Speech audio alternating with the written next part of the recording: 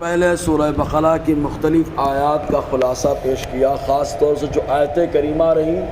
اس آیت کریمہ کے اندر رمی جمرات کا تذکرہ رہا، پتھر کو، شیطان کو کنکریاں مارنے کا تذکرہ رہا۔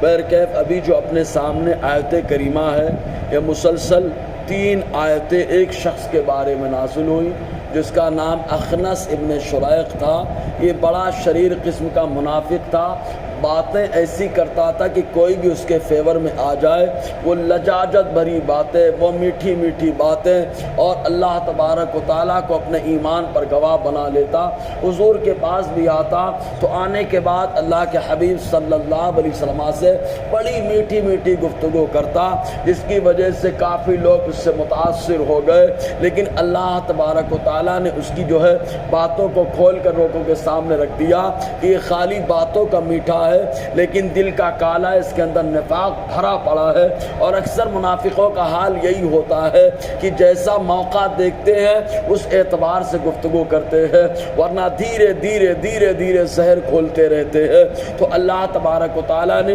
اخنس ابن شریق کا رد فرمایا اور اس کی لجاجت بھری باتوں کا رد فرمایا۔ اللہ تعالیٰ فرماتا ہے وَمِنَ النَّاسِ مَن يُعْجِبُكَ قَوْلُهُ فِي الْحَيَاةِ الدُّنْيَا، اور لوگوں میں سے کچھ ایسے ہیں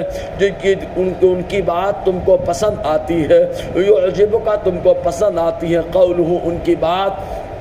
فی الحیات الدنیا دنیاوی زندگی میں، کیونکہ وہ میٹھی میٹھی بات کرتے ہیں۔ یہی وجہ سے ایک نتیجہ نکالا جاتا ہے کہ عام طور سے جو منافق صفت آدمی ہوتا ہے وہی لجاجت بری اور جو ہے میٹھی میٹھی باتیں کرتا ہے، ورنہ سچا آدمی تو کبھی گرم بھی ہوتا ہے اور کبھی نرم بھی ہوتا ہے حالات کو دیکھ کر، کیونکہ حدیث پاک میں آیا حضور صلی اللہ علیہ وسلم سے جب پوچھا گیا اللہ تعالیٰ کو سب سے زیادہ بہتر کون سا عمل ہے، رب کو کون سا عمل زیادہ پیارا ہے، تو احوال کو دیکھ کر جیسے سامع ہوتے یا سائل ہوتا حضور اس کے اعتبار سے جواب عطا فرماتے۔ کبھی حضور سے پوچھا گیا تو آپ نے فرمایا بھلائی کا حکم دینا، کبھی پوچھا گیا تو فرمایا نماز کو ان کے وقت پر پڑھنا، کبھی پوچھا گیا تو فرمایا گیا کہ کھانا کھلانا۔ تو اس بار جب سوال ہوا تو آقا علیہ السلام نے فرمایا الحب فی اللہ والبغض فی اللہ، اللہ کے لیے محبت کرنا اور اللہ کے لیے ہی نفرت کرنا،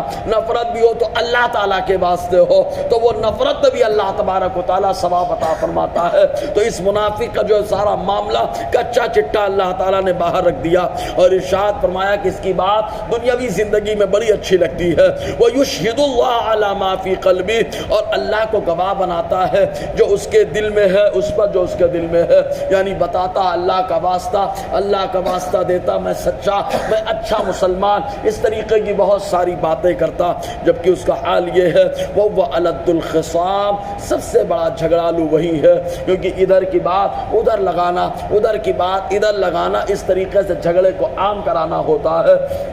سب سے بڑا لڑاکا، سب سے بڑا جھگڑالو اللہ تعالیٰ نے ان منافقوں میں سے جو اخنس ابن شریق ہے اسے اللہ تعالیٰ نے ارشاد فرمایا۔ اب چونکہ لڑاکو اللہ تعالیٰ نے فرمایا تو یہ لڑاکو ہونا کس انداز میں، حضور کے سامنے آتا تو میٹھی بات کرتا ہے اور لوگوں کے سامنے جاتا ہے تو اچھی بات کرتا ہے، یہ لڑاکا ہے تو کیسا؟ تو اللہ تعالیٰ فرماتا ہے وَإِذَا تَوَلَّىٰ سَعَىٰ فِي الْأَرْضِ لِيُفْسِدَ فِيهَا وَيُهْلِكَ الْحَرْثَ وَالنَّسْلَ، اور جب یہ پیٹ پھیر کر چلا جائے، لوگوں کے سامنے نہ ہو، تنہائی میں ہو، اکیلے ہو، زمین پر چلے تو لیفسد فیہا، تو زمین میں فساد بپا کرے، لوگوں میں جھگڑا لگائے، جو خون خرابہ کروائے، وَيُهْلِكُ الْحَرْثَ، اور کھیتیاں برباد کر دے کہ جس کھیت سے گزر جائے جو بھی پودا لگا ہوا ہے اس کو نقصان پہنچائے، جو پھل موجود ہے ان پھلوں کو نقصان پہنچائے، جو بھی وہاں پھول ہے ان کو بھی نقصان پہنچائے، اس طریقے سے کھیتیوں کو برباد کرتا ہے، وَالنَّسْلَ، اور نسل کو بھی برباد کرتا ہے۔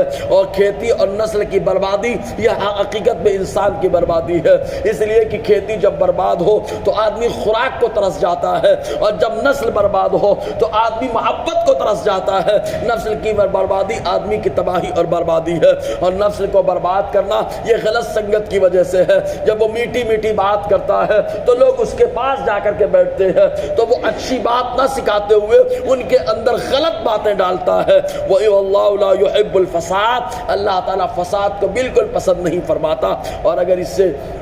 تقوی و طہارت کی باتیں کی جائیں تو یہ کیا کہتا ہے، انشاءاللہ اس پر گفتگو رہے گی۔ اللہ تعالی ہم سب کو فیضان قرآن، برکات قرآن سے مالا مال فرمائے۔